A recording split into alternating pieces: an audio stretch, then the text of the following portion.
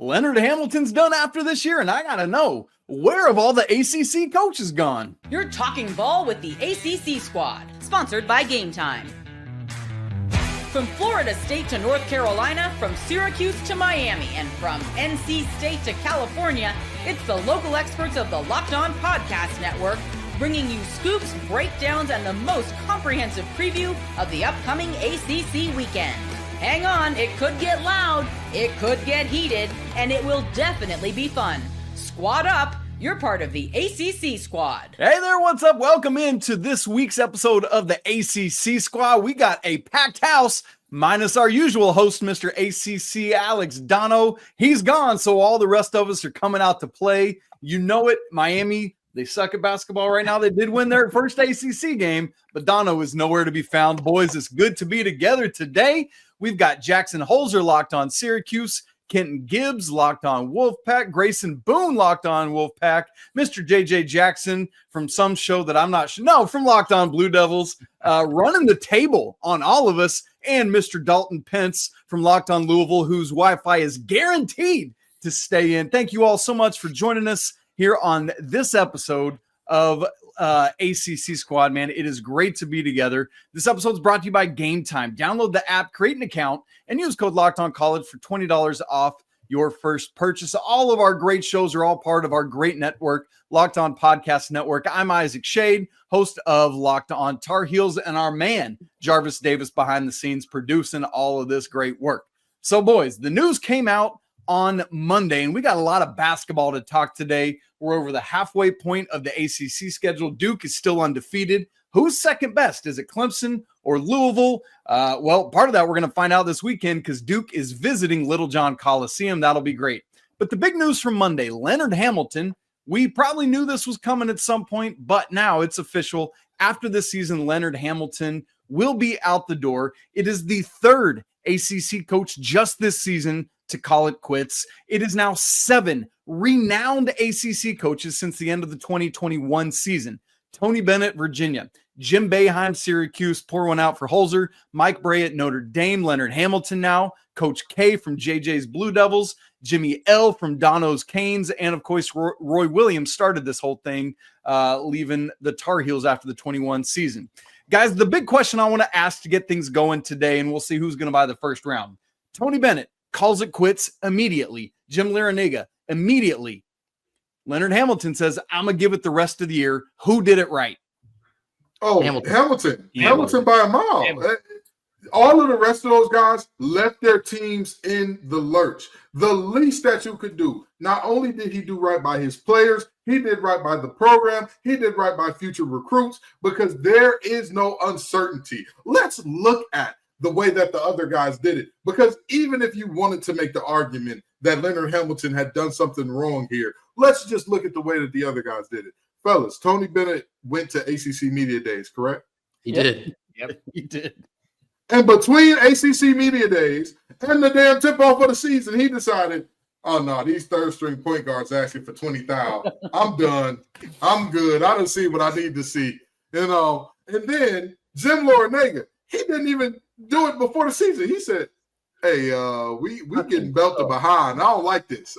They keep telling me move my head. I don't know what that means. That's that young kid lingo. I'm good here, and decide to quit mid-season. So if any of them have any type of claim that they've done it right, even if you would make the argument of, well, the lawsuits that are against him make it different and make it special, even still, he's deciding, I don't want to be a distraction. I don't want to detract from this team and this program. I'm going to bow out gracefully. And the biggest part of all this, he's a 76-year-old on the last year of his contract. This seems much more like a handshake agreement between him and Florida State. Like, hey, you're done here, but we'll let you go out on your own terms because you left FSU basketball in a much better place than you found it. So to me, Leonard Hamilton by him.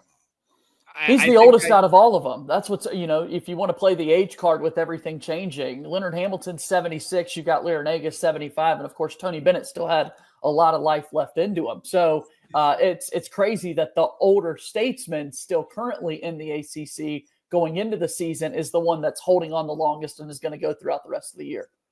It's also the fact that Tony Bennett and Jimmy L, as Isaac called him, they cited NIL was the reason why they decided to leave, and that they were tired of the NIL. And so I don't buy it. And the reason why I don't buy it is because, well, what changed?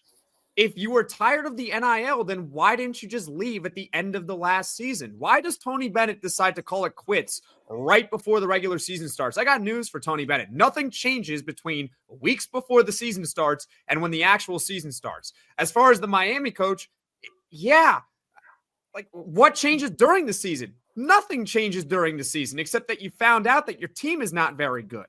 So what's the letter of Larinaga's last name? That's what started changing for Miami basketball. Came in, said, nope, I'm going to get going. It was a little bit spineless. Man.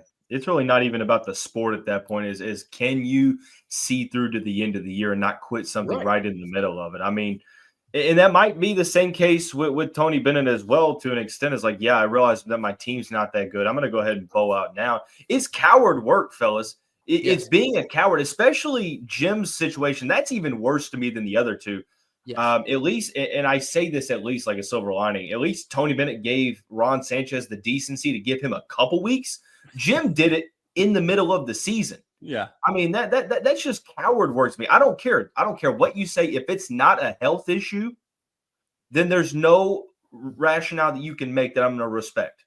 That's how it is. And it's not like this NIL thing just suddenly appeared. It was July of 2021 is when this really became a thing. So when you look back at Roy Williams or Mike Krzyzewski, Jim Boeheim even, they had more of a runway where they said, this is coming. I'm getting older. I don't want to do this. Now's the time to go. Whereas these other coaches are wanting to state NIL is the big reason for that. You've been doing this for a couple of years now. There hasn't been any major differences from when it was first introduced in college basketball to where it's at now. More to kind of Dalton's point, you're taking the coward's way out. Your team's not good. I'm out of here. Yep. And love them, hate them, indifferent. Oh, go ahead. No, you're good. Okay, well, love them, hate them, indifferent. The way that all the coaches you just talked about, Boeheim at Syracuse, all the oddities that went into that retiring, firing, whatever that was, all of the fanfare that went into Coach K's farewell tour, Roy Williams and kissing the court before he walked up. All of those guys did it at the end of the season. It was declared, it was definitive, declarative. It was no interpretation of, oh, yeah, Roy's going to be back next year. Everybody knew. It was, oh, yeah, Coach K's having a farewell tour, and every player from the Brotherhood is here together. Like, there's no Coach K is going to be back next year. Jim Boeheim, again, even with everything that went into that, it was still not a hot, cold, yes, no, maybe. It was, hey, he's probably not coming back. That's what everybody's feeling like here, and that's what happened. So, again, that kind of, oh, we're going to wait up till the last minute, and then we're going to pull out and say, oh, NIL just got us. The NIL bandit strikes again. It's like the meme of the guy from Detroit is saying, we're all trying to figure out who's responsible for this. That is how I'm looking at these coaches. And you said pull out, man. That's not always the recipe. It doesn't always work. I know plenty of people got kids from trying to do it. Man, that's not always your best option. Look, here's the thing, fellas. Mike Bray did the same thing as what Leonard Hamilton's doing here, right? Like said, I'm going to be done at the end of this year. And so we'll let that keep rolling and see how we go with that as well. And let's keep in mind also, Leonard Hamilton is being sued by a bunch of his former players right now, right? So that's a real thing that we're reckoning with too. Here's where I want to take this conversation next, guys. Our longest tenured head coaches right now. Anybody know who the next two longest tenured are? Brad Brownell's number one. Yes, he is. Anybody know who number two is? At least two of you should. Is it Kevin Keats? Number two. Kevin Keats is now number two. Brad Brownell since the 2010-11 season. Kevin Keats since 2017-18. After that, every current ACC coach has been at their school since only the 1920 season or more recent. We are in a brand new era of ACC in the same moment as we're trying to keep up and compete with the SECs and Big 12s and Big 10s. What is the immediate and future for our league? The immediate has to be making the right hires. And I made a point on this in Locked on Louisville is a rising tide raises all ships. That's and right. There were some Louisville fans that I kind of talked with in a Discord, and they're like, we need them to make the wrong hires. I said, the hell we do. We need them to make the right hires because what's happening to the ACC, same side on football, it's getting completely put off to the side. Louisville lost to Georgia Tech and dropped 2 spots in the bracketology. SEC team loses, they might jump a spot. Of course, I say that jokingly, but all good jokes contain true sentiments. So it's a matter of if you make the right hires, and there could be up to about 6 openings at the end of the year, no lie. We need the ACC to make good hires here. You're absolutely right, because there used to be a saying that it was harder to win the Big East regular season title than the actual NCAA tournament. There used to be a world where that existed. So you're absolutely right. You've got to make it so that every team is really, really good, or most teams are really, really good, so that when you do lose a game, it doesn't completely kill you in the net rankings and it doesn't kill you in the bracketologies. Which is why I think so much recently on these hires that have been made. And I'm the Duke guy. I know this, Mr. Elite over here. But when you look at the kind of transition period that Duke had, I don't think there's a reason they're at the top, right? There's a reason that they had this year-long transition period announcing that John Shire would take over for Mike Krzyzewski. It's the other schools. Y'all had the blueprint. I don't know why these other schools didn't adopt. Syracuse tried the blueprint. It didn't work. Well, first thing first, I would like to say nobody called JJ Mr. Elite but himself. So let's not have any misgivings about that. But now, moving forward from there, I mean, I 1,000% agree, but I 1,000% disagree all at once. Let me tell you why, JJ. I think the problem is that all of the ACC gene pools are too incestuous in terms of the coaches. Get out of your damn coaching tree to find your replacement. Stop trying to replace you with baby you. The game is different. If the game passed you by, why would you then say, I know what this university needs to stay relevant? A watered down, less good version of me. No, go get somebody that is ready and ripe and primed for this era of doing things. We all of our schools, except for NC State, because we haven't hired a new coach since the NIL thing has come into place, have had a chance to say, we're going to go get a guy that is really good in this environment, really good in the portal, really good with all that goes into it now. But everybody said, I know what I'll do. Hey, we got this Hubert guy on staff. Hey, there's, and Louisville saw it the worst in terms of not even a guy that was on staff, but just like, oh, he's a former player here. This should work out great for us. No, expand your gene pool. Go get somebody that thinks different, does it different, and look at how well it's working out for damn Louisville in 1 year. They're about to get their worst to first story, even though they're not quite first because there's a guy named Cooper Flagg. But if it wasn't for him being born, they'd have their worst to first story. It just works for Duke. That's all I'm saying. There you go. Right. Look, that is a great point, JJ. It has worked for Duke in that regard. But Pat Kelsey coming in from Charleston, man, what a thing. And it also, I'll make this point and then we'll move on, does away with all the I need a couple years to get my guys in and get my stuff going. In the portal era, in the NIL era, you can flip this in 1 year. Pat Kelsey is living proof of that right now. Speaking of JJ the elitist, we got to talk about Duke, who is currently running the table. Can they continue to do so? And who's just behind the Blue Devils? Is it Clemson? Is it Louisville? That's the conversation we'll have coming up in just a second. Right after I tell you about our good friends at Game Time. Hey, are you looking for tickets to your next big event? Well, whether it's a concert, a comedy show, sporting event, whatever, you can find the right ticket at the right price, and it doesn't have to be a headache any longer, because with Game Time Picks, it's never been easier. Let me tell you how it works. With Game Time Picks, the app, man, it does all the work for you.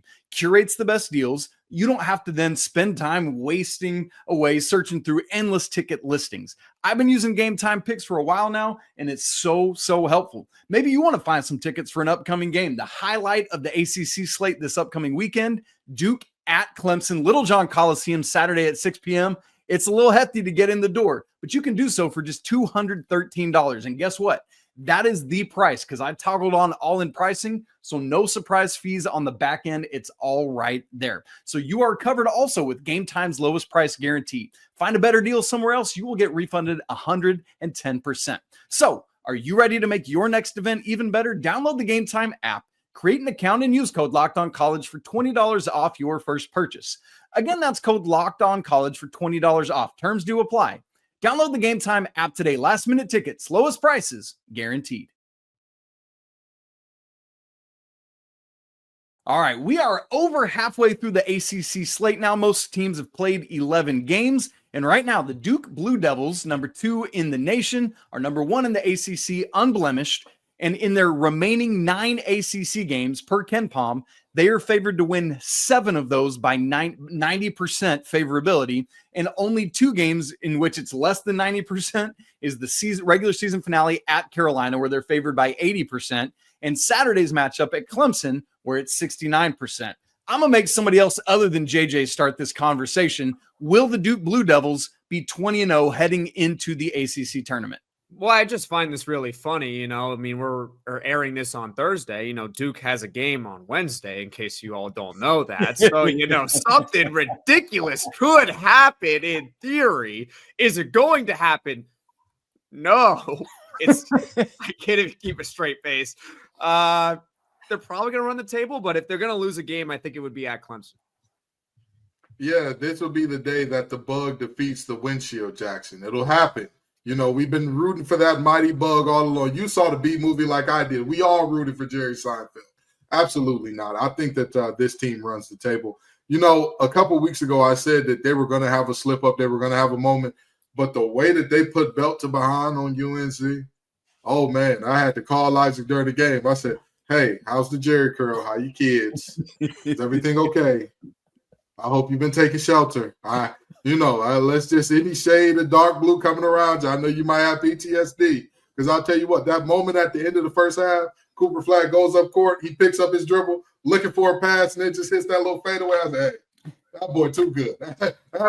Yeah, that's some witchcraft right there. That's some of that Chiefs devil magic that he got on his hands. Yeah, or maybe it's just blue devil magic, but that boy has been cooking. And I'll tell you what, that team from top to bottom, every time I think like, oh, they're primed for a letdown, they just prove themselves to be better and better and better and more locked in each game, it seems like. So, I have a hard time seeing any team beat them. But I will say this, Clemson is a good enough shooting team to where if they get hot and Duke struggles to get them even in their 2-3 zone, Duke struggles to cause enough problems for their shooters to where they're still shooting out, Clemson could do it. But I think they're the only team that's got a shot. With all due respect, Kenton, you and Grayson had a 15-point lead in the first half, man. Worry about yourself, JJ. That's what you do. Okay. And then Malawach puked everywhere, and then they're exactly. the game. And you know what? You may call yourself Mr. Elite, but last time I checked, the defending ACC champs are in Raleigh. The last Final Four in Raleigh, okay? So worry about yourself, JJ. That's what you do. All right, JJ, let's give you the floor to answer the question. Yes or no? Will Duke run the floor? Run the floor? Yes, they will run the floor, but will they run the table? Yeah, they run it quite well.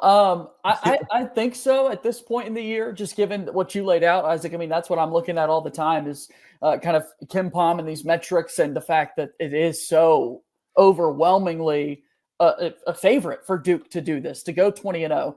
But that just doesn't seem plausible in my head that a 20-game season, you're going to win all of them. But when I look at this Duke roster, a lot of people are talking about Cooper Flag, and rightfully so. He is absolutely ascending. But everyone else on the roster is doing that as well. Con Knippel has not talked about enough with what he's been able to do over the last few weeks. Tyrese Proctor is really finding his footing as of late. Common Malawach, I apologize that he got sick against the Wolfpack. He was having flashbacks from recruiting visits when NC State's knocking him out of the Final Four and whatnot from years prior. But he continues to get better each and every game. This team, beyond Cooper Flag, continues to prove and find different ways to win. That's what's Malik Brown's back and healthy. Yes, and adding that to your defense is crazy. Yeah, sorry, Jackson. The last thing that got away in finding ways to win. It doesn't matter what kind of game you throw at them. If it's high scoring, they can beat you in a shootout. Low scoring, they can beat you in a rock fight. If it's on the road, they can take you on the road. At home, it's going to be difficult to beat them in Cameron. NC State made you think they had a shot for about 25 minutes. Then that went out the door. You'd be hard pressed to find a more complete team than Duke right now. And that's even before you get into all the Cooper Flag talk.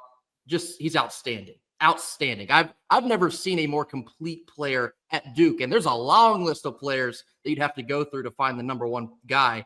Cooper Flag is unbelievable. And this team, it seems like they're only still getting better. They have not even reached their peak yet. And we're nearly at the end of the regular season. I have Duke winning the ACC regular season title because I just don't see anyone challenging them for it. I'm just begging the selection committee to have Duke and Auburn on opposite sides of the bracket. There's no guarantees, obviously, but I would love that rematch on a neutral court. They are far and away the best two teams in the nation right now. I mean, it's pretty crazy stuff. The best, by the way, regular season finish we've ever had in the 20-game ACC era is 17-3, set last year by North Carolina. Seems like Duke I knew you'd find a way to bring that up. I knew you'd find a way to bring that up. But I bring it up to say one of those teams that beat North Carolina last year just so happened to be Syracuse. That's right. But I bring it up to say that's getting shattered this year, JJ. So there you go. Okay, now the other thing is last year in college basketball, the talk was Zach Edey is the runaway front runner for National Player of the Year. So if Zach Edey wasn't in college basketball, who would win the award? And it's the same question right now for us in the ACC. If Duke wasn't part of this, who would win the ACC? And right now that's a conversation between Louisville, our guy DP down here, and the Clemson Tigers. So I'll tell you what, that's the conversation we're going to have coming up here in just a second. Court's in session. Dalton Pence is going to make his case. Right after I tell you about our good friends at Prize Picks. The big game is almost here, just a couple days away, and there's no better way to make it even more exciting than with Prize Picks, the best place for daily fantasy sports. With over 10 million members and billions in winnings awarded, Prize Picks makes it fun and simple to get in on the action. Here's how it works. You just pick more or less on at least two players' projections, and if you're right, you could win up to, get this, 1,000 times your cash. Prize Picks. They've even got free pick for the big game where Patrick Mahomes, you might have heard of him, only needs to throw 1 yard. Yes, 1 yard to win. So you probably want to hit the more on that. Pair that with one more correct pick and you're cashing out. And what do I love most? With Prize Picks, it's fast, it's safe when you get these withdrawals, and when you win, that cash is available in your account in as little as 15 minutes. Check out the promos tab to tail any and all of the super sweet Millie Winners big game lineups. If you tail a lineup that goes 3 for 3, you can win a split of $1 million in promo funds. So download the Prize Picks app today. Use code LOCKEDONCollege to get $50 instantly after you play your first $5 lineup. Again, that's code LOCKEDONCollege for $50 instantly after you play your first $5 lineup. Prize Picks, run your game. All right, folks, here we go. Let's get into this with Mr. Dalton Pence leading the charge on a defense of the Louisville Cardinals, who have had a crazy turnaround from the past 2 years where they won a grand total of how many games, Dalton? 12? 12 games. 12 games in the Kenny Payne era. They have blown past that number this year, and now they are challenging, along with Clemson, for the second best team, that second seed in the ACC. It's hard to believe, especially given injuries to guys like Case and Pryor, but here we are. Dalton Pence, make the case for why Louisville is the second best team in the ACC. I mean, yeah, I'll start out by saying that I really like this Clemson team. I think that they have a really good shooting, set of personnel. One thing is that I will say is that we've seen who won the game between these two teams. Louisville beat Clemson by 10 points. Probably could have been a little bit more if it wasn't for some garbage time buckets. But Louisville won the only matchup of the season. If you ask me if I'm taking Chase Hunter or Chucky Hepburn, I'm going to be biased and keep my red tinted glasses on. I'm going to tell you Chucky Hepburn, who I believe is right now the best point guard, true point guard in the ACC with the way that he's been playing and shouldering that load. But I mean, they just came off of a 10-game winning streak, albeit losing to Georgia Tech. I mean, they were due for a loss eventually. A 10-game winning streak isn't really a small sample size. You're talking about a third of the season in which 7 of the 8 wins in January were by double digits. 25 points at SMU. Almost all of the teams in the top half of the ACC, they beat in January. So, I mean, you're talking about a team that once they dealt with these injuries, right after all those injury news came out, they had Duke sort of in a good spot, same way that NC State did, but they kept it respectable. I will say this, though, Isaac. I am looking at this game this weekend because if Clemson does beat Duke, then I think it's really hard to argue against Clemson in that regard. I wouldn't really disagree either way, but where I sit to see what Louisville's doing against the top part of the ACC with a tougher schedule thus far than Clemson, I'm going to give the nod to the Cardinals. Dalton is much too kind for me. I'll tell you what, I would have talked every bit of trash. You would have thought I was cutting a wrestling promo the way I said, when we play head-to-head, what happened? When we got on the court and we lined up against each other, what happened in that game? The bravado's not needed, man. I just point to the score and say, scoreboard, bub. And I was just about to say, I 1,000% agree with everything you said there, particularly if Clemson can pull off the upset and beat Duke. That absolutely puts you in rarefied air, because this Duke team is looking like a buzzsaw that has the Mario star power onto it too. Like this thing, they are just picking teams apart bit by bit. However you want it is however they'll give it to you. However you so do need, however you so do please, Duke is going to take care of you by the end of that game. And so if Clemson can come up with a way to beat Duke, I absolutely would say that they're the second best. But right now, I got to give it to my man Dalton and company. It's not just because he's here. It's not just because he's helping out my parlay. By the way, there was an under-over on 3.5 times, whether or not his Wi-Fi was going to go out 3.5 more. I took the under because I got faith in you, Dalton. I got faith in you. But in all seriousness, this game this weekend will go a long way in that. And also, keeping it respectable against Duke is another thing, right? Like, I know that we don't reward points for losses, but if we're having a very subjective conversation about which team we think is better or worse, obviously the head-to-head matters, similar opponents matter, and keeping it respectable against a very respectable opponent matters a ton in that conversation.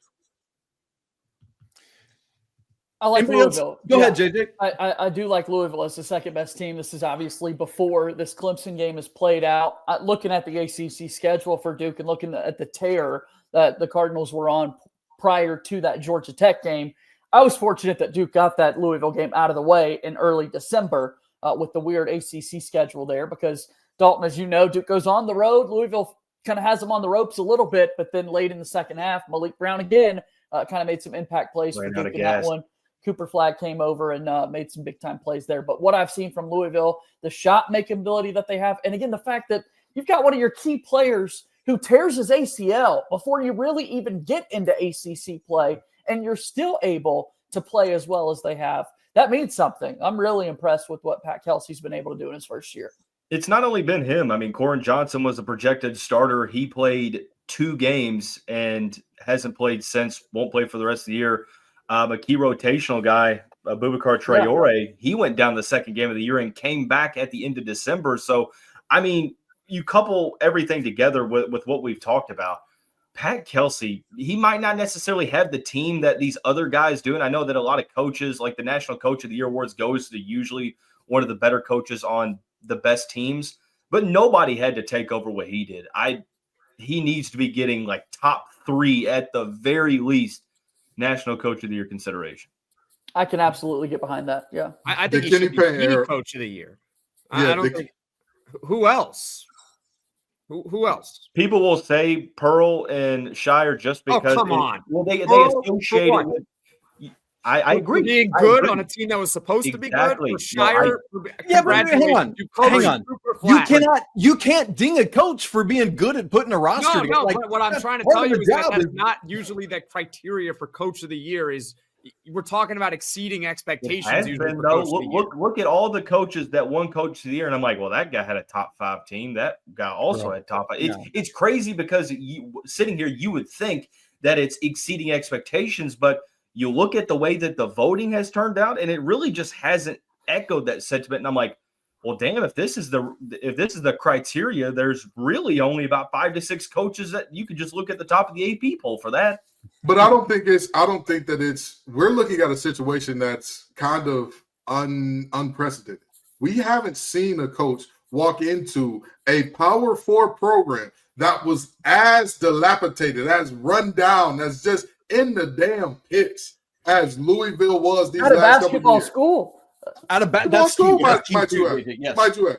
Absolutely terrible. The Kenny Payne error was something tough to recover from. Most coaches, if you broke 500 after that, we would say, hey, we need to throw you a parade, okay? You need to be going down Main Street in Louisville. Hey, all right, we're doing the thing. But to see the way that he has them playing as not only one of the best teams in the ACC, let's just be honest. Does anybody think that they're not one of the top 20-ish teams in the nation? I don't think anybody would say they're outside of that. After what we saw the past few years, Kelsey absolutely needs consideration for Coach of the Year. Yeah, when I'm looking at coach of the year, not in the recent AP top 25.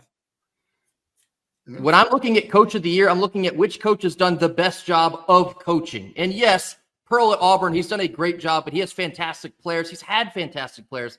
Pat Kelsey coming into a bad situation in just 1 year and potentially challenging for the top spot in the ACC. That is the best job of coaching. For me, that should be the coach of the year. He also had to take a roster. Everyone's brand new. Exactly. And he had to get them to gel together. So it's not just about Louisville has all this talent now. It's also, well, they have all these new players. And I know that every team gets new players. I understand that. But Louisville, name me how many teams in the country had to completely remake the roster. Well, no. I'm not talking about losing 5 or 6. I'm talking about losing an entire team. Okay, well, let me answer you then, Jackson. If you go about an hour east on I-64, Mark Pope's going to get a whole bunch of votes for the exact same reasons that too. In that case, I've had way too many arguments with Kentucky fans over this, and I'll keep it short. But I keep pointing back to, okay, what did Kentucky do last year? They were a 3 seed, and they choked. The year before that, sort of the same thing. Louisville hasn't made the tournament since 2019.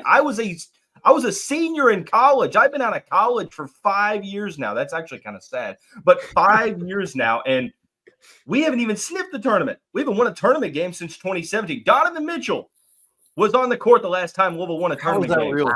Also, I would like to point out one thing. Louisville, I don't think that was as big of a choke job as people would give him for losing to Oakland. Oakland was a terribly underseeded team. And I said that going into the tournament last year. Hey, that's a game to watch out for because Oakland is better than everybody believes. And lo and behold, I mean, they showed up and showed out. But I'm just saying, I know that people don't think about the Horizon Conference I just make that point to say that when you talk about Pat Kelsey, you try to diminish what he's done by, number one, claiming the ACC is down. Number two, claiming that they're not a top 10 team in the country. I say, well, like Jackson said, find me a situation that was worse that someone stepped into and exceeded this way. And so we all win when Kentucky gets upset in the NCAA tournament. I mean, that's JJ great. is Mr. Elite. I'll take it back. He's Mr. That's great. Well, same thing as Louisville and Duke playing early. I would like to see a Louisville-Kentucky rematch today because I think that would be a very different ball game than it was back in December. Can we just get more teams in the NCAA tournament, though, that, circle it here with the coaches coming in and that sort of thing? That's got to be a fun because everybody downing ACC basketball hurts the soul, guys. Like, basketball is our bread and butter. But every year is allegedly a down year for the ACC until the tournament happens. No. This is especially a down year. You're right, Casey. It hasn't been like this. I'm not disagreeing. But remember, Jackson, was last year not an especially down year for the ACC? I agree with you, and the statistics back it up. I'm just telling you, I don't think it's been worse than what it is right now. I mean, we're talking about Duke is head and shoulders above everyone else. We got Clemson and Louisville are pretty good relative to the NCAA tournament field. And then who else after that?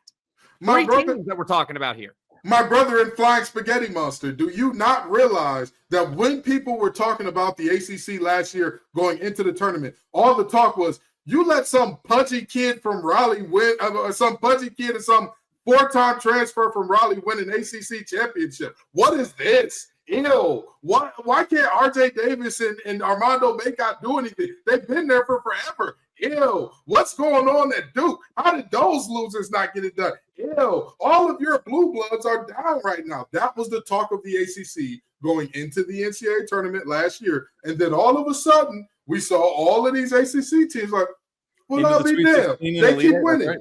Well, I'll be there. They keep winning. So I'm fine with this idea and this narrative that's being pushed that the ACC is so terrible. I'm not saying they're having a great year. Not going to lie and say that. But what I will say is, when you lace them up with the ACC, strange things tend to happen.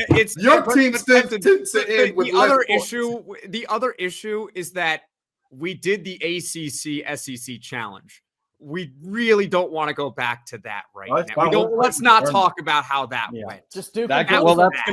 That's gonna be every year, and so we just buckle up and we got to get going with that. All right, boys, we got to get out of here. As Jackson said earlier, we are recording this before Tuesday and Wednesday nights ACC action happens. So if anything bonkers went down, you know it, we don't, and we'll talk about it next week. Saturday coming up, we do have a decent slate, but clearly the game of the weekend is number 2 Duke at Clemson, 6 p.m. on ESPN. Gonna Dickie be V on the call. Really excited that he's making his return. Man, that is a good word, JJ. Yes, we're all excited for Dickie V to be on the call for that one. Inside Little John, Ken Palm favors the Blue Devils by 5. For Jackson Holzer from Locked On Syracuse, Kenton Gibbs of Locked On Wolfpack, Grayson Boone, Locked On Wolfpack, JJ Jackson of Locked On Blue Devils, DP back in the house. The internet held the whole time from Locked On Louisville. You love to see it. See in the tournament, baby. For our guy behind the scenes, Jarvis Davis, and I'm Isaac Shade, host of Locked On Tar Heels. It's been great to be together. Make sure you hop in with us every week on ACC Squad, where we put to shame all the rest of those squad shows. Until next week, peace.